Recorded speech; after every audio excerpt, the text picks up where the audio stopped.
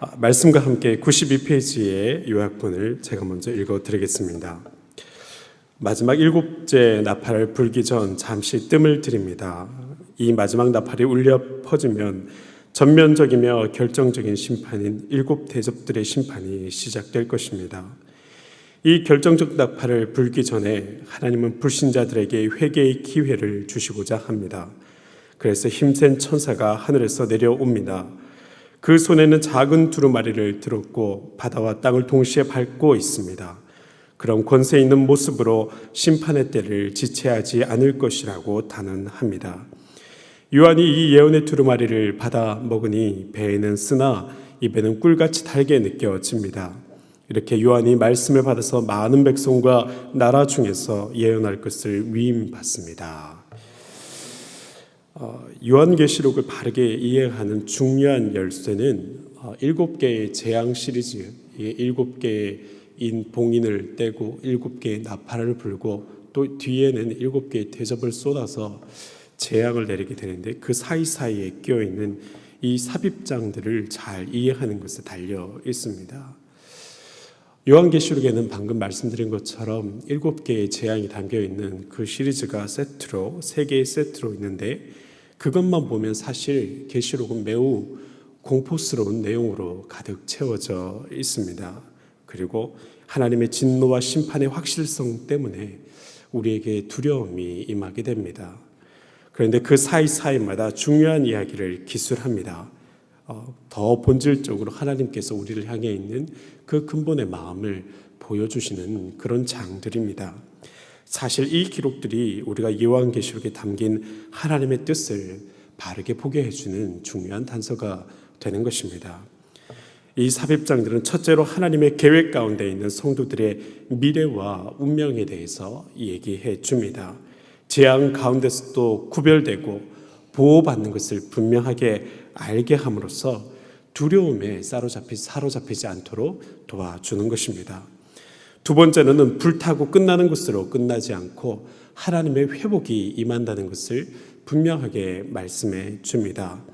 그럼으로써 하나님의 뜻은 궁극적으로는 멸망 그 자체가 아니라 모든 것을 회복케 하는 본래적 모습으로 되돌리려 한다는 것들을 알 수 있습니다. 세 번째는 고난받는 주의 공동체에 대해서 위로와 소망을 전합니다. 믿음의 길을 가면서 지금 여러 모양으로 고난 당하고 있는 그 교회들에게 지금 현실의 고통이 있지만 최종적인 승리를 보여줌으로써 주님 아래 그 영광이 있고 소망을 가지고 살아갈 수 있도록 도와주는 것입니다.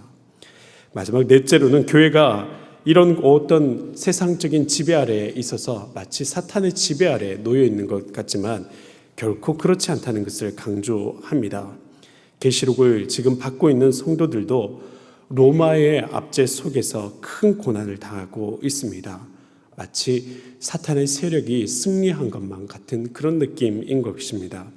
그러나 그 모든 것은 지나가는 일이고 지금 이 순간도 또 앞으로도 여전히 하나님의 주권 아래 온 세상이 있음을 알려줌으로써 그들이 이 현실 세계에서 흔들리지 않도록 붙들어주는 그런 메시지가 담겨 있는 것입니다.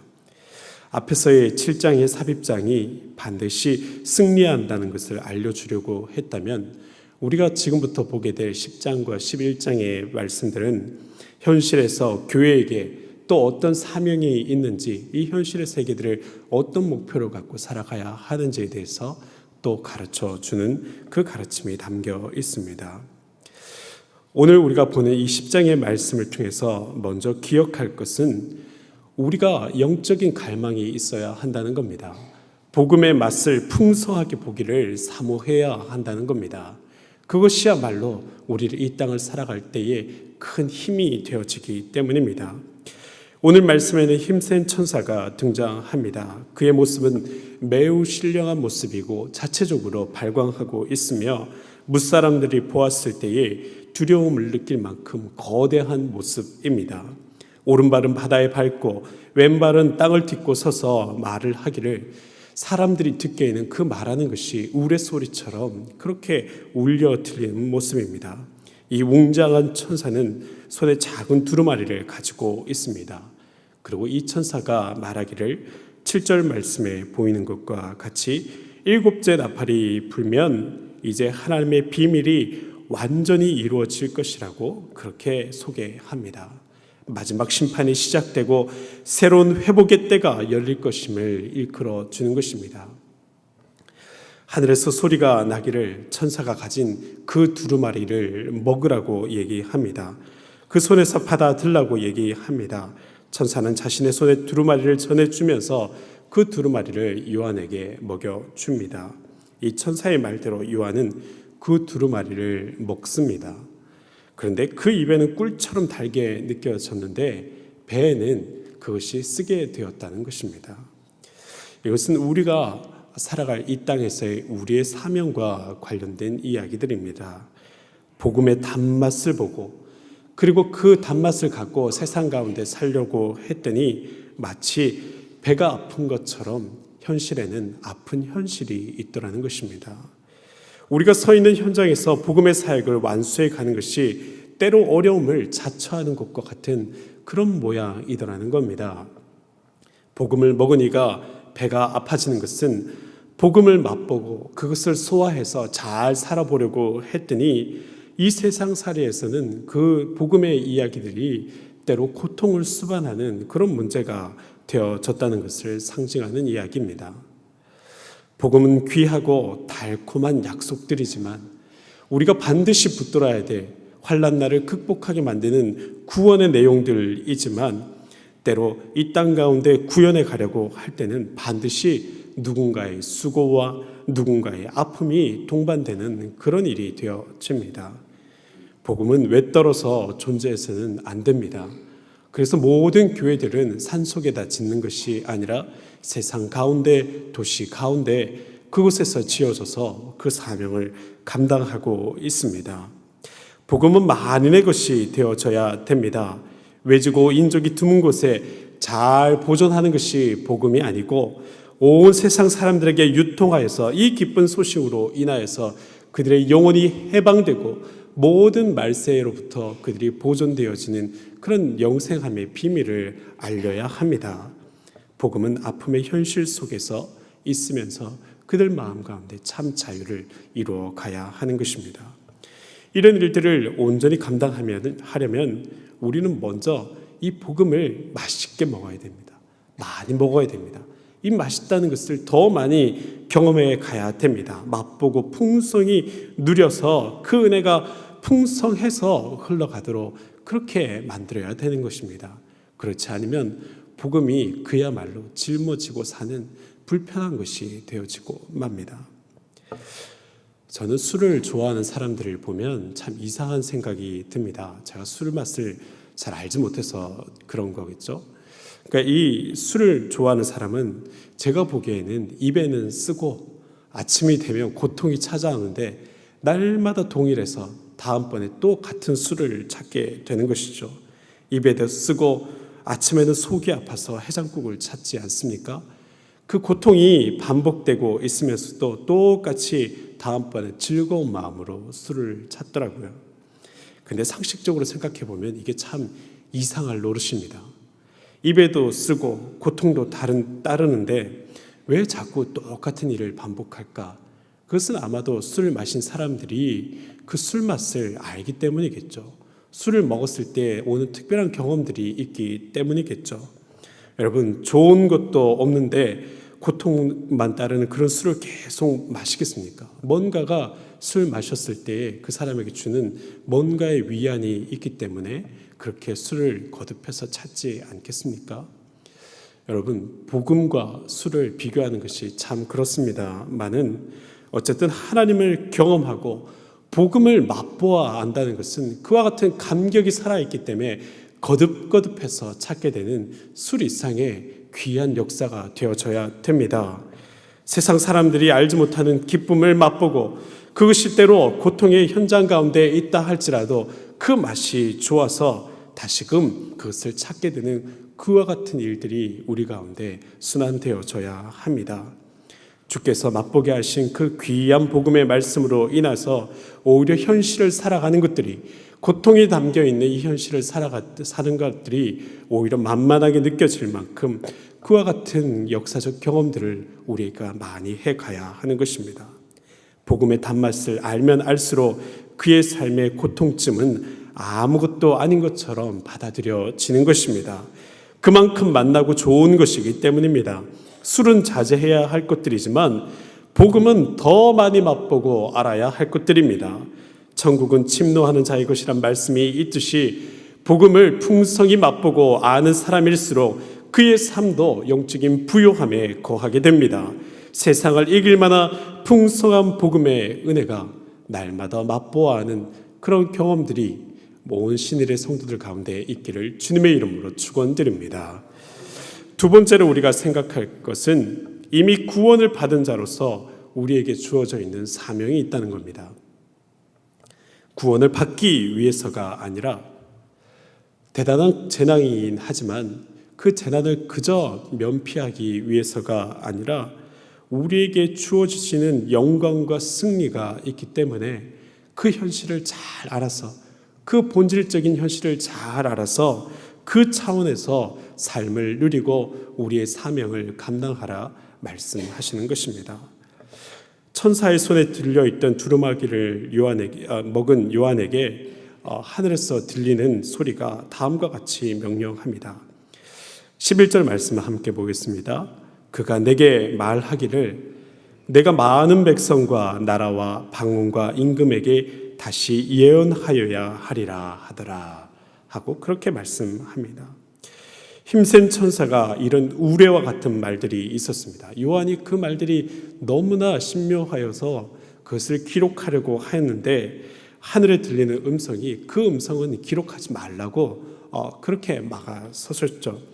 그런데 이 두루마리를 통해 알게 된 것, 두루마리를 먹어서 알 만큼 그렇게 알게 된 예언의 말씀들은 많은 백성과 나라와 방언과 임금에게 전하라고 그렇게 말씀하시는 것입니다. 이제 곧 지나고 나면 일곱째 나팔이 불려집니다. 일곱째 나팔이 불려지고 나면 일곱째 나팔로 인해서 일곱의 대접의 저주가 나타나게 되고 그 재앙이 임할 때에는 앞에서도 다시 한번 말씀드렸듯이 하나님의 자비가 없습니다. 지금까지의 인을 떼고 나팔을 뗄 때는 그래도 3분의 1씩 재앙을 당하면서 최소한 나머지 남은 여력의 그 자비가 있었는데 일곱 금대접의 재앙이 시작되고 나면 더 이상 자비가 없습니다. 사랑 그 자체이신 하나님마저 사랑을 거두신 끔찍한 상황이 펼쳐져 가는 것입니다. 인간의 시간으로는 수천 년의 시간을 기다리신 하나님의 인내가 끝난 다음에는 그동안 참아왔던 그 모든 화가 쏟아지는 어마어마한 역동이 있어지는 겁니다. 최종적인 파괴와 심판만이 세상 가운데 주어지게 됩니다. 곧 지체하지 않고 다가올 무서운 심판이 세상 가운데 임할 거라는 사실은 우리의 사명이 얼마나 긴박한지 알게 해줍니다. 말씀 가운데서도 언급되었듯이 하나님께 임침받은 사람들은 이 모든 말세의 고통에서 하나님으로부터 숨김을 얻게 됩니다. 또한 장차올 심판을 넘어서서 그곳에서 원통함을 풀고 하나님의 나라에 거하게 됩니다. 이런 보호와 상급이 확정되고 약속되었기에 지금의 어려움이 결코 아까운 것이 아닙니다. 지금 쌓아놓은 것이 결코 아깝지 않습니다. 지금 저축한 것을 통해서 노년을 살아가듯이 지금 잘 관리한 믿음을 통해서 이 어마어마한 환난을 피해가는 것입니다. 받은 것이 있으니 지금 수고하는 것이 기쁜 일이 되어집니다. 주께서 영광과 승리를 사랑하는 모든 자들과 함께 나누라고 이 11절 말씀을 통해서 우리에게 일러주시는 것입니다. 요한에게도 전달해야 될 말씀이 있었듯이 우리도 함께 나눠야 될 사명이 있습니다. 특별히 여러분, 우리의 가족을 생각해 보십시오. 우리가 천국에 이르러서 주의 품에서 안식할 때에 아브라함의 자녀가 천국에 이르지 못했던 부자처럼 마치 그곳에서 아브라함을 시켜서 내 자녀를 시켜서 손 한 방울을 묻혀서 내 혀를 만지게 하고 내 혀끝을 서늘하게 하십시오 하고 그런 고통을 당했던 모습들을 생각해 보십시오. 여러분, 우리의 온 가족이 다른 사람을 차지하고서라도 우리의 사랑하는 가족이라도 그 천국에서 같이 더불어 주께서 베푸시는 상에서 먹고 마시며 즐거워해야 되지 않겠습니까? 이와 같은 사명이, 복음의 나눔이 우리에게 주어져 있다는 것입니다. 여러분, 요한계시록은 하나님의 계획의 큰 그림을 그려주지만 자세하고 세부적인 것들을 일러주지는 않습니다. 사실 성경이 다 그렇습니다.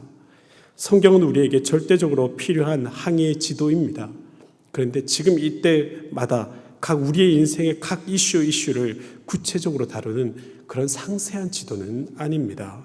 많은 것들이 숨겨져 있습니다. 그런데 우리의 신앙이 길이한 말로 어느 신학자의 주장처럼 하나님이 마련하신 여백을 따라서 우리의 믿음을 채워가는 그 여정인 것입니다. 이 여정이 여름철 휴가를 떠난 것처럼 설레고 복된 일이 되어져서, 지금 설레고 복된 일이 되어져서 말세 때에는 그 고통의 현장으로부터 숨김을 얻으시기를 주님의 이름으로 또한 축원드립니다. 우리 이 시간 같이 기도하겠습니다. 첫 번째로 우리가 기도할 것은 하나님, 우리에게 영적인 부요함을 허락해 주십시오. 신령한 것들을 많이 맛보게 해 주십시오. 영적인 경험이 풍성하게 해 주십시오. 그래서 현실의 고통을 살아가는 것들이 아무것도 아닌 문제가 되게 하여 주시옵소서. 그 주님을 더 맛보아 알게 해달라고 같이 기도하겠습니다. 두 번째로는 우리 온 가족을 위해서 기도할 터인데 주님을 향한 믿음으로 살게 해달라고, 혹시 아직 합심하지 못하는 가족들이 있다면 믿음 가운데 합심된 가정을 이루게 하셔서 천국에 이르러 주님의 영접함을 거듭 함께 받을 수 있게 해달라고, 이것들을 위해서 우리 같이 기도하겠습니다. 함께 기도합니다.